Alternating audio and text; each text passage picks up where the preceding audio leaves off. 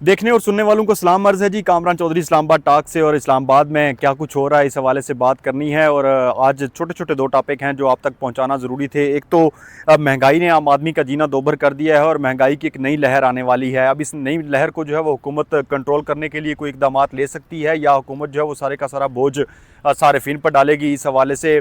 और दूसरा जो है वो ख़ित्ते की जारी जो कशीदगी है ख़ित्ते में अमरीका और ईरान की जानब से जो जंग थी वो जंग बंदी तो हो चुकी है। अब आम आदमी उसको डिस्कस भी नहीं कर रहा, टीवी चैनल्स पर ज़रूर बात हो रही है, लेकिन वो मामला कहाँ तक पहुँचा ये थोड़ा सा बताने की कोशिश करूँगा। तो सबसे पहले जो है वो आम आदमी की बात करते हैं। और आम आदमी के लिए जो है वो पेट्रोल और डीज़ल महंगा होने जा रहा है। पेट्रोलियम मसनूआत की कीमतों में इजाफा मुतवक्के है। वज़ीर आज़म जो है वो काबीना के इजलास में 2 रोज़ कबल जो है वो बड़े दुखी दिल के साथ कुछ बताते बताते बता भी गए और कुछ नहीं भी बताया।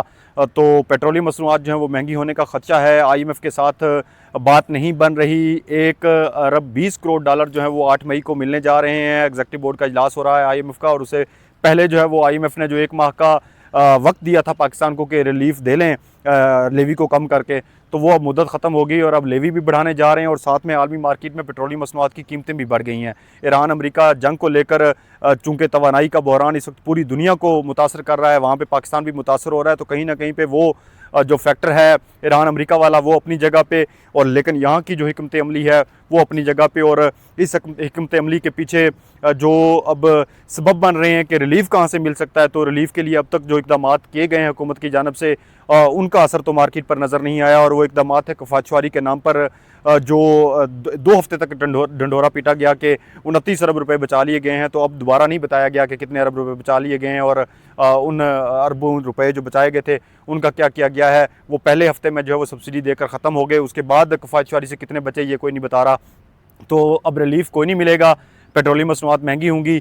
जिस फार्मूले के तहत पेट्रोलियम मसनूआत की कीमतों का तयन किया जाता है वही फार्मूला जो है वो लागू किया जाएगा। उस वर्किंग के हिसाब से कल शाम को जितना पेट्रोलियम मसनूआत में फ़र्क आ रहा होगा वो पेट्रोल और डीज़ल पर बरह रास्त जो है वो उसको सारफ पर मुंतकिल किया जाएगा। और जो लेवी है वो 53 रुपये का फ़र्क है। इस वक्त 107 रुपये वसूल की जा रही है पेट्रोल पर, और 53 रुपये अभी जो है वो बाकी हैं, क्योंकि 160 से कम करके 80 और 80 से फिर जो है वो 27 रुपये बढ़ाई गई थी।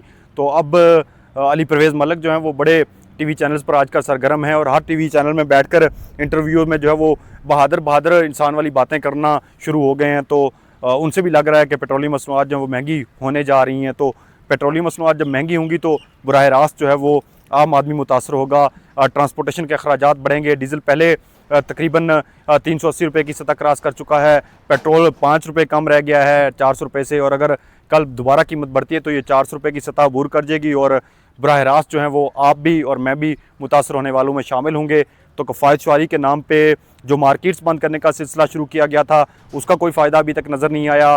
तवानाई के बहरान को हल करने के लिए लोड मैनेजमेंट का आगाज़ किया गया था, उसका अभी तक फ़ायदा कोई नहीं नज़र आया। दावे अपनी जगह पे, हक़ाइक़ जो है वो इसके बरअक्स हैं। दूसरा टॉपिक ये है कि ईरान और अमेरिका के दरमियान जंग जो है वो अब उस तरह से डिस्कस नहीं हो रही सोशल मीडिया पे।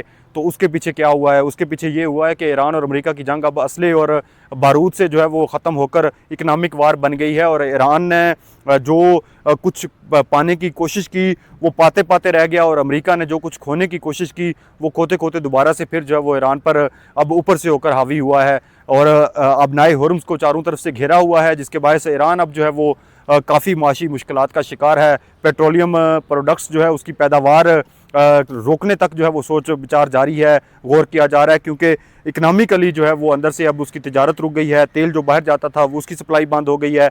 अब नाए हुर्मुज़ को चारों तरफ से अमेरिकन नेवी ने घेरा हुआ है। तो मामलात जो हैं वो अब ईरान के भी अच्छे नहीं हैं, और अमेरिका एक ही जो शर्त है उस पर वज़ीद है कि किसी तरीके से जो है वो यूरेनियम अफजूदगी का जो मामला है, यूरेनियम की पैदावार जो है उसको रोकना होगा ईरान को। और ईरान अभी तक जो है वो मान नहीं रहा और अंदरूनी खलफशार का शिकार है, जिसका ट्रंप हर ट्वीट में और हर बयान में जो है वो तज़किरा करते हैं। तो ये मामला अब जो है वो शायद तूल पकड़ता नज़र आ रहा है। बैकडोर डिप्लोमेसी का बताया जाता रहा है, लेकिन बैकडोर डिप्लोमेसी अभी तक जो है वो उस हद तक कामयाब नज़र नहीं होती आ रही, क्योंकि ये मामला अब ख़त्म हो जाना चाहिए था। पूरी दुनिया इससे जो है मुतासर हो रही है। तो ये 2 टॉपिक्स थे जो आप तक पहुँचाने थे आम और सादा फ़हम अल्फाज में।